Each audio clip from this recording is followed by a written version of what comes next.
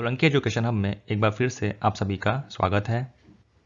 इस वीडियो में हम ऊर्जा और उसके टॉपिक्स को और कुछ फैक्ट्स को देखेंगे। सबसे पहला टॉपिक है ऊर्जा क्या है या ऊर्जा किसे कहते हैं।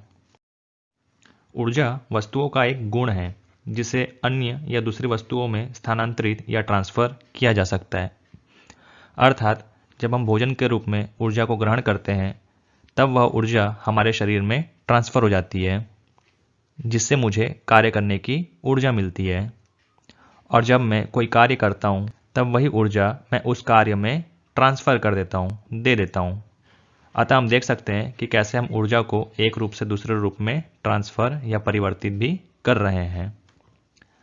ऊर्जा में न तो द्रव्यमान होता है और न ही यह स्थान घेरती है, किंतु ऊर्जा समस्त ब्रह्मांड में समाई हुई है। हर वस्तु की ऊर्जा ग्रहण करने का रूप अलग अलग हो सकता है। जैसे हमें भोजन के रूप में ऊर्जा प्राप्त होती है, मशीन को ऊर्जा ऑयल के रूप में प्राप्त होती है, उसी प्रकार सभी वस्तु अलग अलग रूप में ऊर्जा ग्रहण करती है। विस्तार से कुछ महत्वपूर्ण बिंदुओं को समझें तो प्रकृति में ऊर्जा कई अलग अलग रूपों में मौजूद है, जैसे प्रकाश ऊर्जा, यांत्रिक ऊर्जा, गुरुत्वाकर्षण ऊर्जा, विद्युत ऊर्जा, ध्वनि ऊर्जा, रासायनिक ऊर्जा व परमाणु ऊर्जा। प्रत्येक ऊर्जा को एक अन्य रूप में परिवर्तित या बदला जा सकता है, जिसे हम आगे डिटेल में पढ़ेंगे। परंतु ऊर्जा के कई विशिष्ट प्रकारों में प्रमुख गतिज ऊर्जा और स्थितिज ऊर्जा है। गतिज ऊर्जा वस्तुओं या पिंड के घूमने से उत्पन्न होने वाली ऊर्जा है, जिसमें यांत्रिक ऊर्जा, विद्युत ऊर्जा इत्यादि शामिल है। स्थितिज ऊर्जा को भविष्य में उपयोग के लिए रखा या संग्रहित किया जा सकता है, जो कि ऊर्जा का कोई भी रूप हो सकता है। इसमें परमाणु ऊर्जा व रासायनिक ऊर्जा इत्यादि शामिल है। सबसे पहला पॉइंट है गतिज ऊर्जा क्या होता है। नाम से स्पष्ट है, किसी वस्तु की गति के कारण जब ऊर्जा उत्पन्न होती है तब उसे गतिज ऊर्जा कहते हैं। जैसे कोई कार गतिमान अवस्था में चल रही है तब उस कार की गति के कारण ऊर्जा उत्पन्न होगी। दूसरे पॉइंट से समझें, किसी गिरते हुए झरने के नीचे यदि हम कोई यंत्र लगा दें तब वहाँ पानी की गति के कारण उस यंत्र में कुछ कार्य होगा। वह उस गतिज ऊर्जा को हम विद्युत ऊर्जा के रूप में संचित करके रख सकते हैं, अर्थात हम उस गतिज ऊर्जा का उपयोग आगे कर सकते हैं। गतिज ऊर्जा का सूत्र है 12mv², जहाँ ke बराबर गतिज ऊर्जा, m द्रव्यमान है तथा v वेग अर्थात वेलोसिटी है। नेक्स्ट पॉइंट है स्थितिज ऊर्जा या पोटेंशियल एनर्जी क्या है या किसे कहते हैं। पहले परिभाषा देखते हैं। किसी वस्तु की कोई विशेष स्थिति या अवस्था के कारण जो ऊर्जा उत्पन्न होती है उसे हम स्थितिज ऊर्जा कहते हैं, जिसे हम U से दर्शाते हैं। इसे हम गुरुत्वीय स्थितिज ऊर्जा भी कहते हैं। चित्र के द्वारा हम इसे समझने की कोशिश करते हैं। आपके सामने एक स्प्रिंग है। इसे जब हम खींचते हैं तब यहाँ एक विशेष स्थिति उत्पन्न हो जाती है, अर्थात उस स्थिति के कारण उसमें ऊर्जा समाहित हो जाती है, जिससे जैसे ही हम उस स्प्रिंग को छोड़ते हैं तब वह कार्य करने लगता है। अतः किसी स्थिति के कारण जब उसमें ऊर्जा उत्पन्न होती है तब इसे हम स्थितिज ऊर्जा कहते हैं। इसका सूत्र U बराबर mgh है, जहाँ m द्रव्यमान है, g गुरुत्वीय त्वरण है, h ऊंचाई है। यहाँ देखने वाली बात है, ऊर्जा का मात्रक जूल होता है। जैसे हम किसी भार को मापने के लिए किलोग्राम का उपयोग करते हैं, उसी प्रकार ऊर्जा को मापने के लिए जूल का उपयोग होता है। कुछ महत्वपूर्ण जानकारियाँ हैं। ऊर्जा का विमीय सूत्र mL²T-2 होता है। विमीय सूत्रों को हम आगे अच्छे से पढ़ेंगे। SI पद्धति में इसका मात्रक जूल होता है। SI पद्धति व CGS पद्धति के बारे में आगे देखेंगे। CGS पद्धति अर्थात सेंटीमीटर ग्राम सेकंड सिस्टम में इसका मात्रक अर्ग होता है। ऊर्जा के कुछ अन्य मात्रक भी है, जैसे कैलोरी, किलोवाट घंटा व इलेक्ट्रॉन वोल्ट। इन मात्रक को हम समझने की कोशिश करते हैं। एक कैलोरी क्या होता है? आंसर है, शुद्ध जल के 1 ग्राम द्रव्यमान का ताप 14.5 डिग्री सेंटीग्रेड से 15.5 डिग्री सेंटीग्रेड तक अर्थात 1 डिग्री सेंटीग्रेड बढ़ाने के लिए जितनी ऊर्जा की आवश्यकता पड़ती है वह 1 कैलोरी के बराबर होती है। अर्थात 1 ग्राम शुद्ध जल को 1 डिग्री सेंटीग्रेड बढ़ाने में जिस ऊर्जा की आवश्यकता होती है उसे 1 कैलोरी कहते हैं। 1 कैलोरी लगभग 4.2 जूल के बराबर होती है। सेकंड पॉइंट था किलोवाट घंटा अथवा यूनिट क्या होता है। आंसर है किसी 1 किलोवाट वैद्युत परिपथ में 1 घंटे में व्यय होने वाली वैद्युत ऊर्जा को 1 किलोवाट घंटा अथवा 1 यूनिट कहते हैं। अब किलोवाट घंटा और जूल में संबंध देखते हैं। 1 किलोवाट घंटे को यदि हम तोड़ें तो 1 किलोवाट में 1000 वाट होगा, वह घंटे को तोड़े तो 60 गुणा 60 सेकेंड होगा।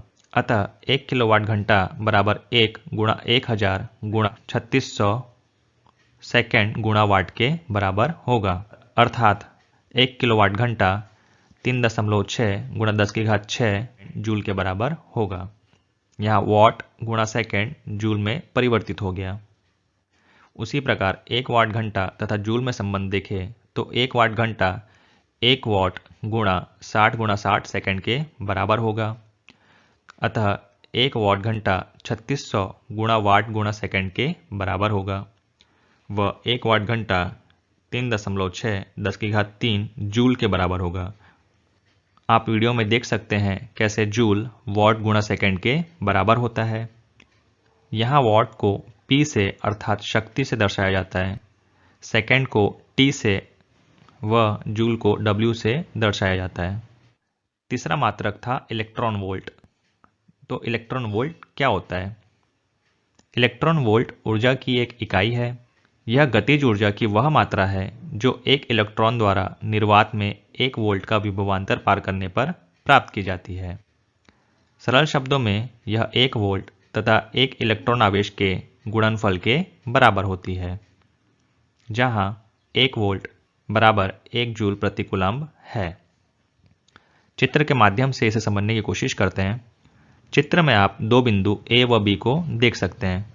वह इन दोनों के बीच का विभवांतर 1 वोल्ट का रखा गया है।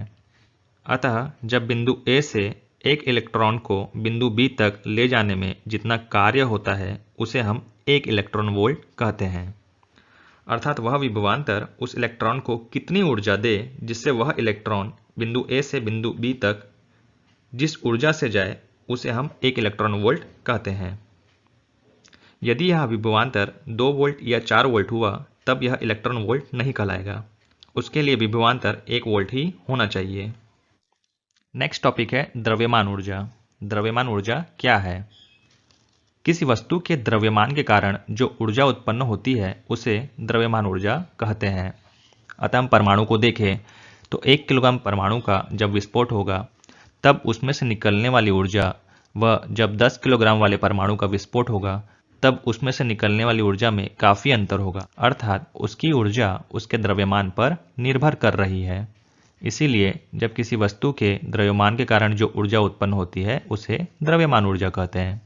सेकंड पॉइंट है द्रव्य को ऊर्जा में तथा ऊर्जा को द्रव्य में परिवर्तित किया जा सकता है, जिसके लिए समीकरण निम्न है। इसका समीकरण है E = mc², जहाँ E ऊर्जा है, m द्रव्यमान है व c निर्वात में प्रकाश की चाल है। चलिए जल्दी से निर्वात या वैक्यूम के बारे में समझ लेते हैं। निर्वात का अर्थ होता है जहां वात अर्थात हवा न हो। देखो, हवा मुख्यतः नाइट्रोजन और ऑक्सीजन से बना होता है, अर्थात नाइट्रोजन व ऑक्सीजन की मात्रा ज़्यादा होती है, जिसके कारण इसका वजन होता है। हमारा वायुमंडल पृथ्वी के गुरुत्वाकर्षण शक्ति के कारण पृथ्वी से बंधी हुई है। वह पृथ्वी के साथ साथ घूम रही है, पर तकरीबन 1000 किलोमीटर ऊपर गुरुत्वाकर्षण शक्ति 0 हो जाती है, जिसके कारण वह निर्वात व्याप्त हो जाता है, अर्थात वैक्यूम प्राप्त हो जाता है। अर्थात कह सकते हैं ऐसा स्थान जहां वात या हवा ना हो उसे निर्वात कहते हैं। इस समीकरण को आइंस्टाइन का द्रव्यमान ऊर्जा तुल्यता समीकरण भी कहते हैं। इसे मास एनर्जी इक्वेशन भी कहते हैं। इसे थ्योरी ऑफ रिलेटिविटी या सापेक्षता का सिद्धांत भी कहते हैं। चलिए द्रव्यमान ऊर्जा या परमाणु ऊर्जा से एक फैक्ट मैं आपको बता देता हूँ। हाल ही में आप जिस मोबाइल का उपयोग कर रहे हैं उसकी बैटरी अर्थात उसकी ऊर्जा काफ़ी कम है, अर्थात अपनी ऊर्जा के हिसाब से 1 दिन या 2 दिन चलती है। परंतु परमाणु ऊर्जा में एक खोज चल रही है कि क्यों ना परमाणु ऊर्जा का उपयोग हम बैटरी में करें। अगर ऐसा हुआ तो आपकी बैटरी की कार्य करने की क्षमता काफ़ी बढ़ जाएगी व इसमें इतनी ऊर्जा होगी जिसका उपयोग आप जिंदगी भर कर सकते हैं, अर्थात चार्जिंग करने की समस्या ही खत्म हो जाएगी। इस क्षेत्र में रिसर्च चल रहे हैं, देखते हैं आगे क्या होता है। चलिए नेक्स्ट वीडियो में मिलते हैं। धन्यवाद।